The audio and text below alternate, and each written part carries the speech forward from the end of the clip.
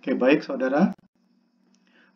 Dengan memperhatikan video tayangan pertama tadi, saya berharap, mohon dan di sini pun tadi saya sudah membagikan, saya share slide-nya. Nah, berikutnya kita masuk kepada latihan ketiga. Nah, latihan ketiga ini adalah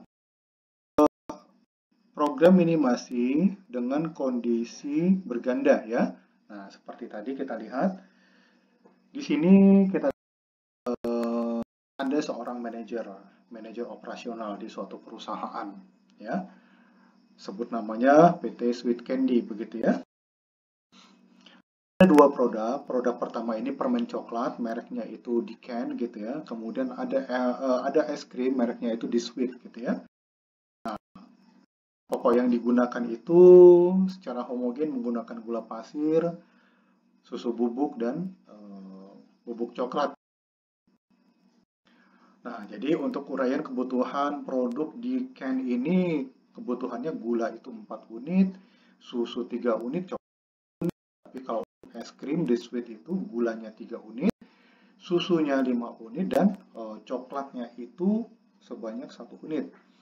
Nah, jadi keterbatasan kapasitasnya itu untuk gula 12, susu 14, coklat itu 10, gitu ya.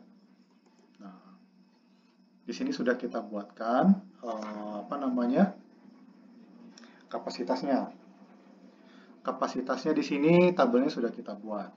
Oke, nah kemudian budget biaya produksi untuk produk Diken permen itu 50 dalam satuan ribu, Disweet itu 75.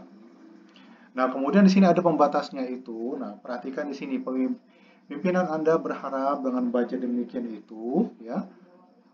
Dia berharap dapat memproduksi, perhatikan kata paling banyak ya. Paling banyak 3 unit Diken dan 2 unit Disweet gitu ya. Nah, dengan kondisi ini Anda diminta berapa biaya yang paling ideal, paling ekonomis ya dengan kondisi demikian. Nah, kemudian Anda bayangkan misalkan selama proses berjalan, tiba-tiba ada perubahan kebijakan. Apa perubahan kebijakannya? Karena ada isu terdapat cemaran mikroba pada persediaan coklat. Dan merebaknya isu bubuk susu yang beredar itu mengandung gelatin yang berasal dari binatang yang haram. Nah, jadi perusahaan mengubah kebijakan. Apa kebijakan dirubah? Persediaan bubuk coklat dikurangi. Tadi sudah didapat ya berapa persediaan tadi? Dikurangi 30%. Kemudian persediaan susu bubuk dikurangi menjadi 10. Tadi berapa? Nah, sekarang jadi 10. Kemudian menambah kapasitas persediaan gula dari kapasitas awal dinaikkan 50% ya.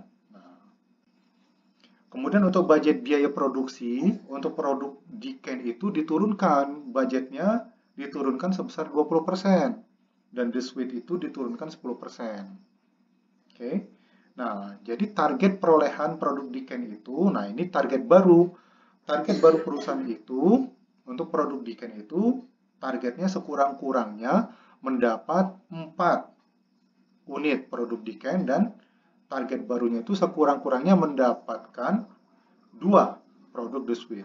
Nah, jadi di sini Anda diminta, nah coba Anda memberikan pertimbangan kepada direktur Anda itu. Ya. Anda diminta memberikan pertimbangan. Ya. Apakah kebijakan direktur mengubah kebijakan di masa krisis karena isu itu sudah tepat? Nah, dengan langkah yang sudah dibuat tadi dari kasus yang di awal, yang slide-nya sudah dibagikan, silakan Anda kerjakan case-nya ini. Oke? Demikian dari saya, kurang lebih mohon maaf. Selamat bekerja, selamat belajar. Assalamualaikum warahmatullahi wabarakatuh.